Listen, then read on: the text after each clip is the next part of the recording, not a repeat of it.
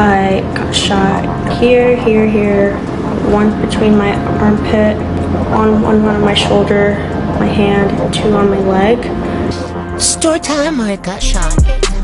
This story out of New Mexico is concerning. This is Solomon Pena, a former Republican candidate for New Mexico's state legislature. He is also a convicted felon who served 5 years in prison for leading a burglary ring. Pena lost his November election after receiving only 26% of the vote, but wait for it, he never conceded. He's self-proclaimed MAGA king and tweeted that the election was rigged before it even ended. In the month following the election, the homes of 2 county commissioners and 2 state legislators were shot up, though thankfully no one was injured. Cops say it all leads back to Pena. They say he paid 4 men to carry out the shootings. The addresses of these shootings were communicated over phone. Within hours in one case, the shooting took place. Cops say Pena orchestrated the shootings out of anger due to his failure to overturn his election. They arrested him yesterday. The mayor of Albuquerque had this to say. This type of radicalism is a threat to our nation, and it has made its way to our doorstep right here in Albuquerque, New Mexico. Well, God diggity dang. I mean, this guy was not playing around, and let me tell you. He was really all about that action. Now, it's sad to see he was actually running to be a candidate for the government. And he's a felon. Not saying anything against a felon, but the type of ring he was running, you gotta be, you know what I'm saying, a little cautious of it. But he only got like 20-something, 26%. So then he felt like he got played when people probably looked him up, got in his business since he wanted to be out there on Front Street, and he decided to set people up. And then that's where you know this guy messed up. Thankfully, luckily, no one got hurt. But at the same time, this guy right here ain't no good. I got shot here, one between my armpit, on one of my shoulder, my hand, two on my leg. Story time, I got shot 8 times by my boyfriend's mom's husband, and I survived it. It's the day after Thanksgiving. It happened at night. Me, my boyfriend, his sister, and his neighbor, we were all watching a movie late at night, and his stepdad kept walking in and out of the house, and he was playing really loud music in his garage. His sister went to go to sleep, and then a little later, his neighbor left. Me and my boyfriend, we were gonna sleep in the living room, but his stepdad was making too much noise, so I felt more comfortable sleeping in the basement. So we went to the basement, and my boyfriend said he was gonna go upstairs, brush his teeth, wash his face, and I was like, yeah, sure, I'm just gonna be on my phone and just get ready to go to sleep. After my boyfriend left, I heard a really loud noise, like a really loud bang, and I thought somebody broke in the house. Like, I wasn't sure what it was, but I thought somebody broke in the house. Next thing I know, I hear really loud, like, footsteps running down the stairs, and I hear my boyfriend yelling, but I wasn't sure what was happening. And then I see his stepdad stop in the corner of the room, maybe like 10 feet away, points a gun at me. And then he started shooting at me. He started shooting, and I put my hand out because I thought that was going to protect me, but it didn't. So after he shot my hand, I fell down on the couch. I fell down on the couch and pretended to be dead. But even when I fell down, he shot me 2 more times on my leg. So my boyfriend said when he ran down and shot me, he was in the restroom. As soon as he heard gunshots, he started to yell, but he didn't know who was shooting or who he was shooting at. So he ran out the house.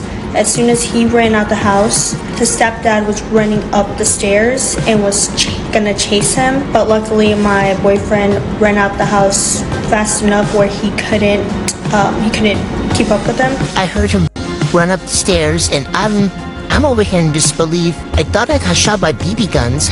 So I looked down, and then I realized that there's blood everywhere. And then I grabbed my phone and just tried to text my sister. I told her, like, hey, I got shot, and I don't know if anybody has called the police. So I call 911, and Tell them that I just got shot. So while I'm talking to the 911 operator, I'm telling her, my name, my age, birth date, where my address. I feel myself like losing my breath, and I hear a few more gunshots. So you mean to tell me the stepdad going around shooting up everybody in the household? The stepdad up there on some other stuff. And then she had explained all this, as I call it, irrelevant information, because she should have just said, hey, I've been shot. This is the address of where I'm at. Please send help. Okay, help is on the way. Why are you asking for this girl social security number, who her mama and daddy is, who all this and that is? Like, come on now. Upstairs, and I hear my boyfriend yelling that he's still inside. He's still inside the house. My boyfriend said that he was me, and he didn't know if he was behind him or chasing him, so he tried to lose him in the cornfields. And then from there, he ran to the neighbor's house and starts banging on the door, and nobody's answering. So he goes across the street. He's yelling at the same time. He said when he's running, he lost his phone. It fell out of his pocket. He starts banging at our neighbor's door, the one that was there earlier that night. From there, my neighbor and his family run out of the house and goes towards my boyfriend's house.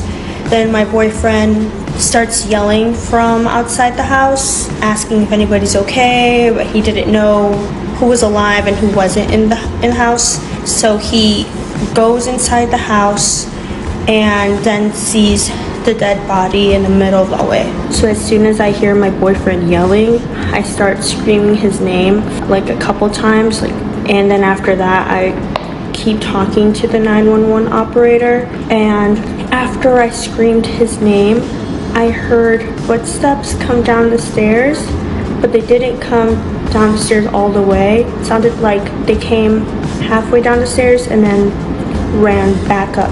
After that, I want to say maybe a minute later, I start hearing voices in the house, and I hear the neighbor. So when I hear the neighbor, I feel like the coast is clear, like maybe they got this guy. So I start screaming for help while I'm still on the phone with that 911 operator. The next thing I knew, a few cops come down the stairs. So the police start putting pressure on the wounds, and they also mark X's on me where I got shot. So I got shot here, one between my armpit, on one of my shoulder, my hand, and two on my leg.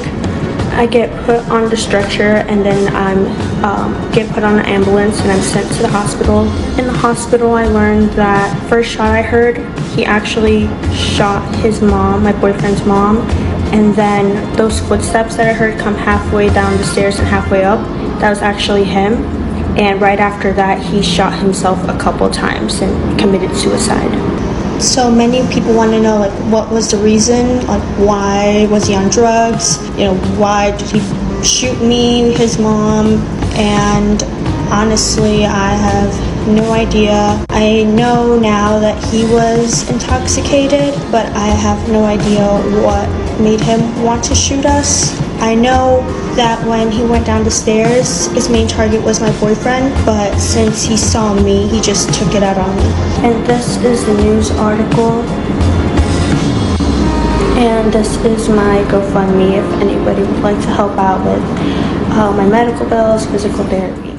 Dang, man, that was real sad to hear. That her stepdad seemed like he had a mental episode, for the simple fact he was up here shooting at everybody from the sound of it. And mental health, man, is so real. A lot of people going through things that we don't even know about. And you know what I'm saying? That's why I always say, be nice to others, be curious about other people's feelings and all this other stuff, because we never know what someone could be going through. And we up here, you know what I'm saying, thinking selfish, it could be making things worse for the other person as well as ourselves. Y'all be safe out there, stay blessed, and you know what I'm saying, just be careful. So, Melvin Montoya, a drunk man that was found in New York City subway around 11:45 p.m. to 12 a.m. Anyway, a few officers rolled up on him, you know what I'm saying, seeing if he needed help. Well, they noticed it was a metal pipe sticking out of his leg. So they proceeded to ask this guy what it was, and that's when they found out that he had a homemade gun. Y'all already see it right here, a homemade gun hidden in his pants. Well, anyway, he told the police they seen that it was able to fire, you know what I'm saying, one rifle bullet because of the gas chamber and all that. But he proceeded to tell them, nah, this thing can shoot multiple rounds of ammo. So, you know, with them finding that, he's a felon. You already know what's gonna happen. But this goes to the topic where all this gun violence that we're seeing, and yet if all guns was to be banned, think about guys like him who can make a gun, who can make a rifle.